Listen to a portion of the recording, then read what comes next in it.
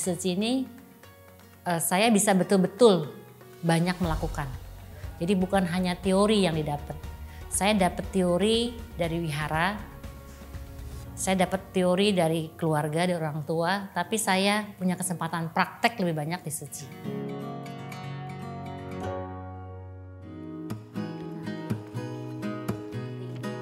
Pernah meniti karir sebagai tenaga pendidik dengan jabatan tinggi, tak lantas membuat Indi Yudini berpuas diri. Dengan kerendahan hati, ia memilih jalan kerelawanan sambil tetap mengurus suami dan keempat anaknya. Bagi Indi, misi pendidikan adalah ladang pengabdian di mana ilmu yang dimilikinya dapat membawa manfaat bagi sesama.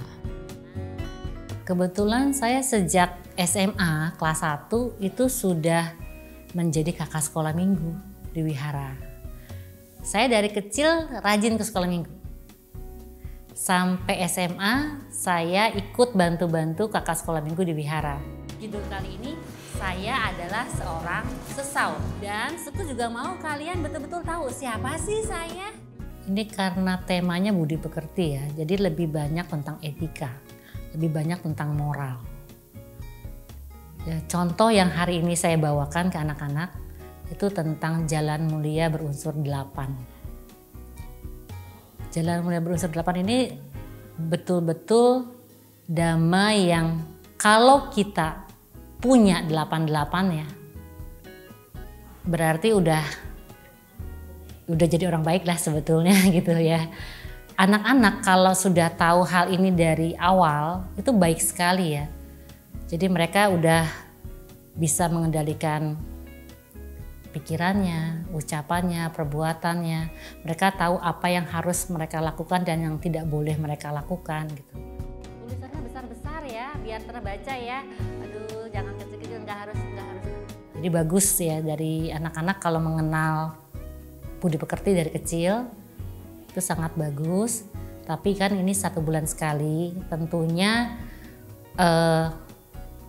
tidak bisa mengandalkan hanya di Suci.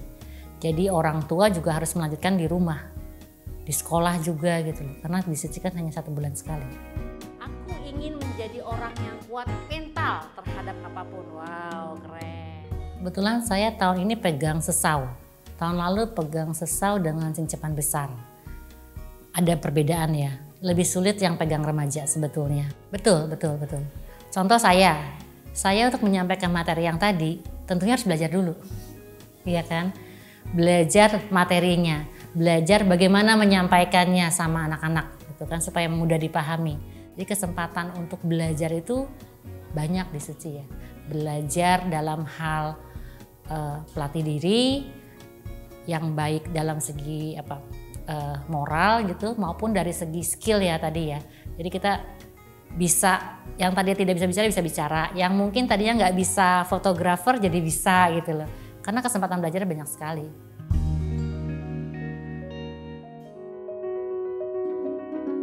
Saya mengenal Suci tahun 2005. Kemudian kebetulan saya berkecimpung di dunia pendidikan. Tahun 2005 membangun EHIPA Psycho School. Nah kebetulan owner dari EHIPA Psycho School itu relawan Suci juga. Jadi dari beliau sesungguhnya saya mengenal Suci. Setelah itu saya ikut diawali dengan bekerja sama antara sekolah dengan Suci. Misalnya ada pemeriksaan kesehatan untuk anak-anak, kesehatan gigi, kesehatan umum, terus ada zona peduli lingkungan di sekolah. Nah nanti setiap sudah penuh ya, barang-barang daur ulangnya itu diambil oleh Suci. Terus ada juga budaya humanis, jadi relawan datang ke sekolah mengajarkan bahasa isyarat ke anak-anak EHIPA Psycho. Nah dari situ saya mengenal Suci, kemudian sering ikut pelatihan untuk guru ya. Nah saya ikut dan lama-lama tahun 2016 baru kita kedatangan secara spesial ya dari pusat. Nah mensosialisasikan tentang Suci kepada seluruh guru. Nah di situ baru semua guru jadi relawan.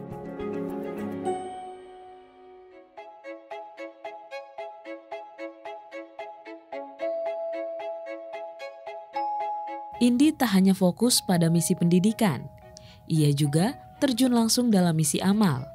Dari sana ia banyak memetik pelajaran tentang arti kehidupan, rasa syukur, serta pentingnya saling membantu dengan tulus.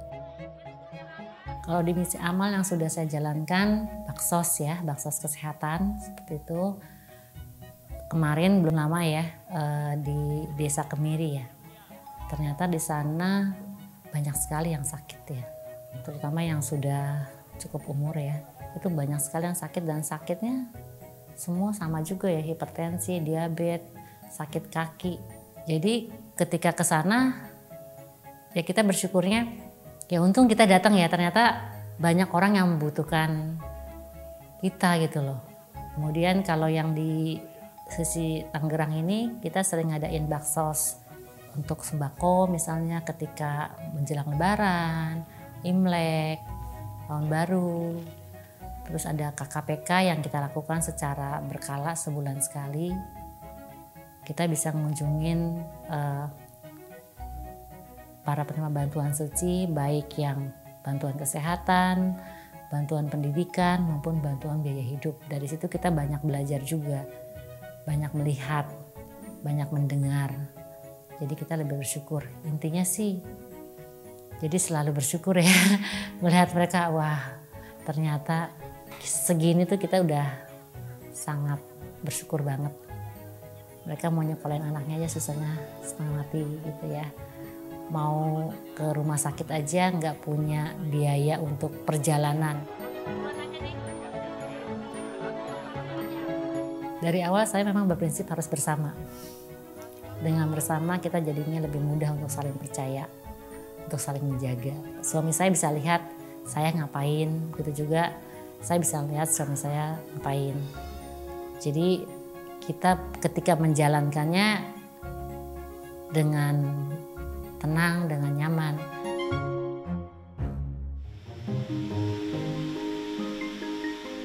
Di luar kegiatan suci, aktivitas kebaikan itu terus ia lanjutkan.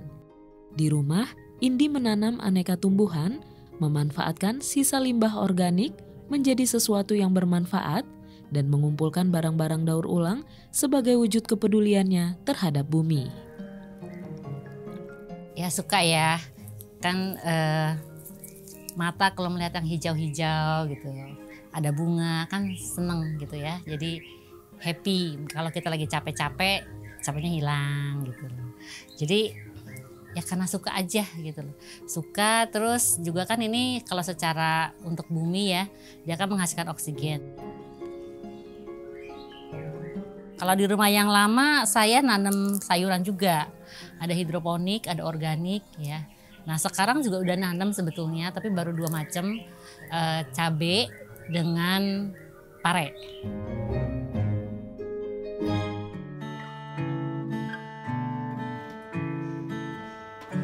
Sekarang ini yang saya lakukan di rumah, saya hanya memanfaatkan sampah organik dari dapur, ya misalnya kulit buah-buahan, sayuran, terus bekas cucian sayur, bekas cucian beras, kulit telur, baru itu aja.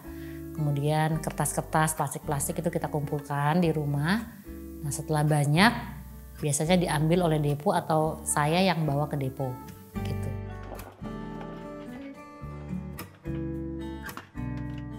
Untuk kulit buah, karena saya di rumah membuat jus pro. Jus pro itu jus probiotik, jadi saya sering pakai buah.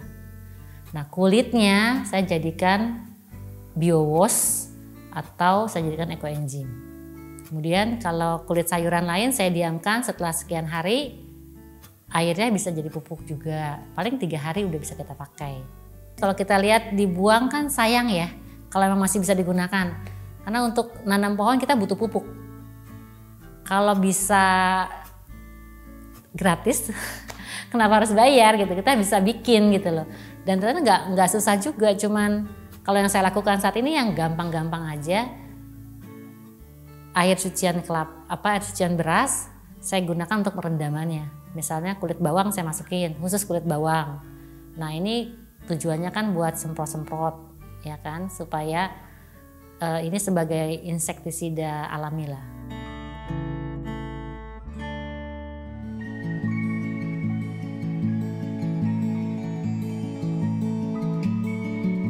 Perjalanan ribuan kilometer diawali oleh langkah pertama. Hargai potensi diri, setiap orang mempunyai potensi yang tidak berhingga. Jadi sebetulnya kata renung ini menguatkan saya ya untuk terus berjalan ke depan. Gitu. Saya masih manusia biasa, masih bisa marah, masih bisa sedih, masih bisa kesal. Tapi dengan ada di Suci, sedikit-sedikit kemarahan, kebencian, mungkin sifat-sifat buruk yang lain bisa lebih ditekan. Apalagi saya mengajar di kelas BP. Jadi apa yang saya ajarkan ya seyogyanya saya juga melakukannya.